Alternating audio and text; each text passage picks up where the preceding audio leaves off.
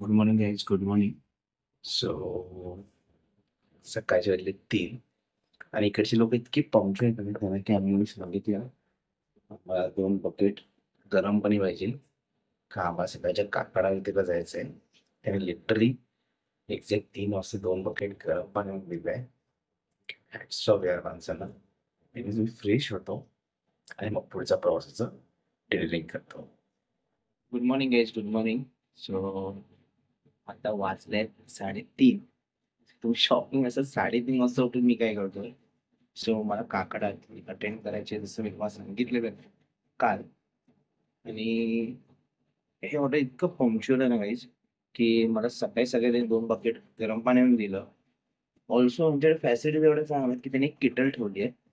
त्यामध्ये एका डब्यामध्ये कॉफी, चहा, शुगर पावडर, नंतर साखर सगळं म्हणजे सगळ्या गोष्टी ठेवलेल्या आहेत.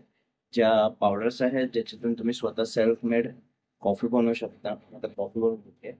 सो सुकन्या रेडी होईपर्यंत आपण जरा कॉफीचा आस्वाद घेऊया.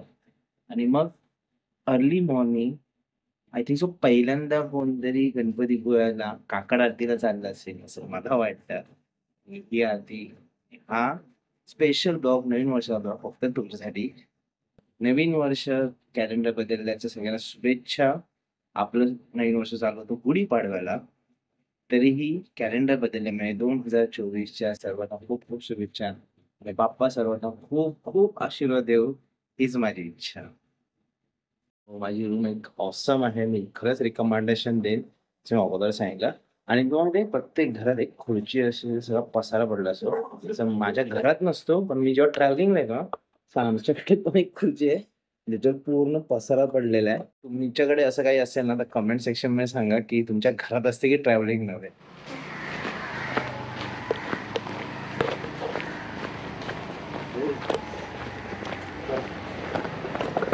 फायनली आम्ही सकाळच्या काकड आरतीला येऊन पोचलो आहे. सो आपण ही काकड आरती अटेंड करूया. अंदाजे 5-5:30ला चालू होते, तर वाजलेत 5. तर आपण फटाफट जाऊया, एंट्री करूया आणि गणपती मंदिराच्या गाभाऱ्यात जाऊया आपण, चालेल ना. आणि थँक्स टू माय वाईफ जी माझ्यासाठी 3:30 वाजता उठली आहे. आणि खरंच असं क्रेझीनेस असावा, असे लाईफ पार्टनर सगळ्यांना भेटू दे जे त्यांना सपोर्ट करतील, हो की नाही. आम्ही बाप्पाकडे प्रार्थना करतो. कोणाची लग्न मोरया, कोणाची लग्न झाली असेल त्यांच्याकडे येऊन प्रार्थना करू. चला, किती वाजले.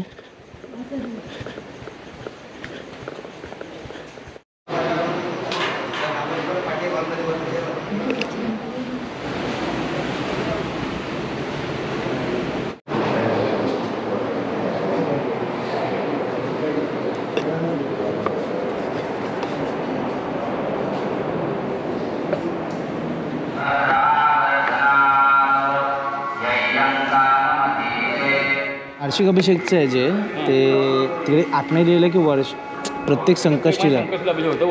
अच्छा. आणि 12ही संकष्टी प्रसाद पाठवा तुम्ही. अच्छा, ऑनलाईन पेमेंट असेल ना. अच्छा, ते किती आहे साहेब. हां, 900 रुपये. 900 रुपये. हां, वार्षिक 900. बरोबर, 500 रुपये. अच्छा. हां, बँक इंटरनेटला चालू आहे. ठीक आहे ना. गणपतीपुळ्याला आल्यावर इकडे एक देणगीचा काउंटर आहे. तिकडे वेगवेगळ्या देणगी स्वीकारल्या जातात. तर मी सध्या ह्या वर्षी 1 वर्षाची देणगी दिली आहे 900 रुपये, ज्याच्यामध्ये दर महिन्याच्या संकष्टीला ते अभिषेक करणं, त्याचा प्रसाद दुसऱ्या दिवशी पोस्टाने पाठवतात. तर वर्षाच्या 12 संकष्टी म्हणजे आता येणारी 29 तारखेची संकष्टी झाल्यावर दुसऱ्या दिवशी मला प्रसाद येईल तिकडून. तसंच तुम्ही बड्डेच्या दिवशी पण विशेष असा प्रसाद हे करू शकता अभिषेक. 151 रुपये. मी सगळं डिटेलिंग देतो, तुम्ही ते अप्लाय करू शकता. एक वास्तूला आहे ना एक इतिहास असतो, एक गोष्ट असते. तर तुला जे बोललो ना मी की एक इकडचा ब्राह्मण होता, त्याला ना साक्षात्कार झाला की इकडे ना गणपतीची मूर्ती आहे आणि तो डोंगरावर झेंडा दिसतो ना तिकडे त्याला पहिली ती मूर्ती सापडली. नंतर मग असं बोललं जातं की त्यांनी ती मूर्ती आणून म्हणजे दगड मिळाला तो, मग ती आणून त्यांनी खाली ठेवला आणि तिकडे त्याला ना पत्र्याचं मंदिर बांधलं. मग ते जराही डोंगरात होतं ना म्हणून त्यांनी ते खाली बसवलं समुद्रकिनारे. ओके. त्याच्यानंतर पेशव्यांचे कोणतरी होते, त्यांनी मग ते मंदिर डेव्हलप करायला घेतलं, त्याला भिंती चढवल्या, खांब चढवले. मग नंतर पुढच्या पिढीने त्याच्या अजून एक आले, त्यांची मला नावं नाही आठवत त्यांची त्या साईडली कोणाची, पण ते 3-4 लोक होती. त्यांनी मग एकाने खांब चढवले, मग वरचा कळस, नंतर बोलतो ना ते बाजूच्या भिंती. त्याच्यानंतर एक महिला होत्या, त्याच्या माहीत नाही कोण आहेत, त्यांनी मग धर्मशाळा बांधल्या. असं एकंदरीत हा पूर्ण ना इतिहास आहे इकडे. का प्रत्येक वास्तूला ना एक छोटासा इतिहास असतो, त्याच्यातलाच हा एक छोटासा इतिहास या गणपती मंदिरातला आहे. आणि महाराष्ट्रातील हे सर्वात सुंदर असं समुद्रकिनारी वसलेलं गणपतीचं मंदिर आहे. आणि तसंच ह्यांच्या पप्पांचं एक मंदिर देवगडला आहे, माहीत आहे ना, गणपतीच्या पप्पांचं मंदिर कुणकेश्वर. ते पण एक सुंदर मंदिर आहे, भारी वाटतं. असं आहे.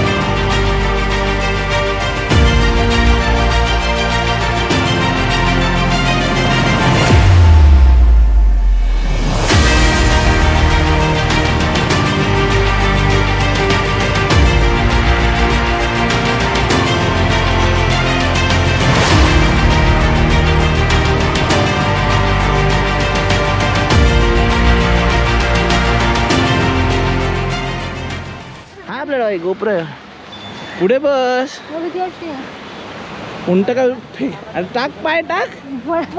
अरे कशाला पडते, टाक. थांब. हां चल बस.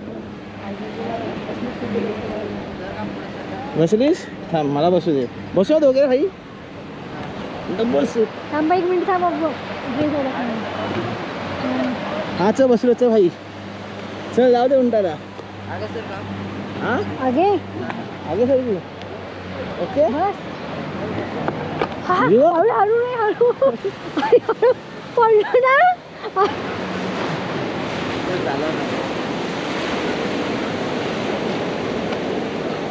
आयला थोडे अजून टाकले एक अख्खा उंटा आला असता आणि तुला उंटावर बसायचंय.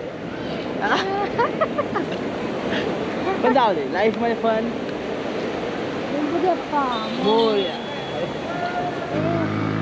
उंटा आज समजलं खरंच तिरका चालतो.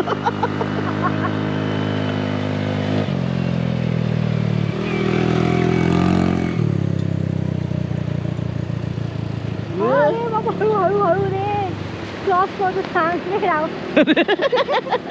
अरे हळू. बाबू कसा आहे? ऐक बाबू गेला.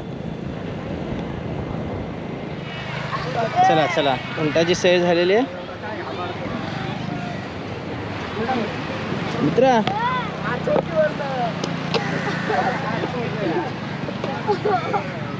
बाबू एक सजेशन देऊ तुला.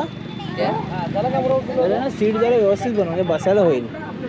नाही बरोबर तसे असो. अरे लागतं सीट चालतं थोडं. कसं तुम्ही आता नवीन आहे ना. तर मस्त बीचवर फोटोशूट झाला, गणपती बाप्पाचे शूट झाला, ड्रोन शॉट झाले. आता आपण जाऊया आपल्या सवतकडे, कारण का तिचा 4था वाढदिवस आहे. 4 वर्ष कंप्लीट झालेत मला जावाला. तर आपण तिला आता हॅपी बर्थडे करूया. आज माझ्या बाईकचा 4था वाढदिवस आहे. 4 वर्ष जशी आहेस तशीच राहा, तशीच साथ दे. सॉरी गाईज, बॅटरी लो झाल्या का नाही, शूट अर्धाच झाला. पण मी दरवर्षी प्रत्येक सणासुदीला आणि माझ्या बाईकच्या बड्डेला नारळ ओवाळून फोडतो. तसं आता पण फोडला आहे. आणि आमच्या मॅडमनी नवीन कॅब घेतली आहे, कावबॉय कॅब. बोली दोघांनाही होईल. बघा आता मला कधी भेटते ते. बघितलं काय? चला बघा नाश्ता. कॅप्चर लगेच स्टार्ट झाला तुमचा आवाज ऐकल्यावर. बोला. सो हॉटेलमध्ये आलो. हॉटेलमध्ये आल्यावर नाश्ता जो कॉम्प्लिमेंटरी आहे, खूपच छान आहे. खूपच छान आहे. खूप आहे आणि एकट्या माणसासाठी. कारण का आमच्या ह्यांचा आज उपवास आहे. सो मी बटाटा वडा दाखवून दाखवून खाऊ शकतो छानसा. वा असं बिचारी उपवासाच्या दिवशी नाश्ता मिळाला एवढा छान. एवढा एका माणसासाठी तू पपई खा ना. नाश्ता आहे. नको, मी नाही खात पपई. मी रिटर्न करणार, मी सगळं नाही खाणार आहे. खावा हो. एवढं पोहे बी आहे. गोप्रो. अहो हे झालं. गोप्रो स्टॉप कॅप्चर आले. डिस्प्ले बंद होतो. काय बंद होतं? ते टायमर ठेवलाय ना, नाही तर बॅटरी खूप जाते. GoPro turn off. GoPro stop capture. Finally निघालो आहे ह्या रिसॉर्टमधून. खूप छान रिसॉर्ट आहे. ड्रोन शॉट घेतले नाही कारण का वेळ थोडा कमी आहे. एनिवेज, आणि हा बघा आमचा डोरेमॉन आता बघा सगळं लावून, कारण रंग नको बदलायला. हो ऊन तर जास्त आहे पण ऑप्शन नाही. निघायचं. Hold on. निघा ना. गणपती बाप्पा मंगलमूर्ती. फायनली प्रवासाला सुरुवात करतो रिटर्न जर्नीला. सो निघतो. मध्ये रस्त्यात काही वेगळं आढळल्यास ते सांगतो, नाहीतर लंच टायमाला आपण ब्लॉग एंड करू. जसं मी तुम्हाला सांगितलं मित्रांनो की काही मेमरीज रिक्रिएट होतात. तर 2 वर्षापूर्वी जेव्हा मी गणपती पोहायला आलेलो, हाच तो रस्ता आणि पुढे ते हॉटेल आहे जिथे मी राहिलेलो रात्री लेट नाईट जाऊन. आणि स्पेशली त्या थँक्स त्या सरांचे. ॲक्च्युली आमच्या ओळखीतलेच निघालेत. आणि तसंच त्याच्यानंतर पुढे तो फाटा येईल ज्या ठिकाणी तो जरा एक पॅरानॉर्मल थिंग्स घडलेली जी माझ्यासोबत, जे आपण म्हणू शकतो, किंवा एखादी सावली दिसणं किंवा असं काहीतरी विचित्र प्रकार घडलेला जो मला खूप दिवसानंतर कळलेला. त्या कॅमेरामध्ये ते कॅप्चर झालं. त्या रॉ फुटेज तर आपल्याकडे आजही आहे. सो हा तोच रोड आहे. तर मी तुम्हाला दाखवतो. आता जाता तर मी पहिलं त्या हॉटेलला फक्त एक जस्ट विजिट देऊन जातो की जेणेकरून त्यांनाही चांगलं वाटतं की जाता पण त्यांना एक विजिट दिली. चला राम सर, भेटू परत. नक्की. हो मी 1 आठवडा अगोदर सांगेन. ओके यस नक्की. चला सांगतो अस्मिताला पण.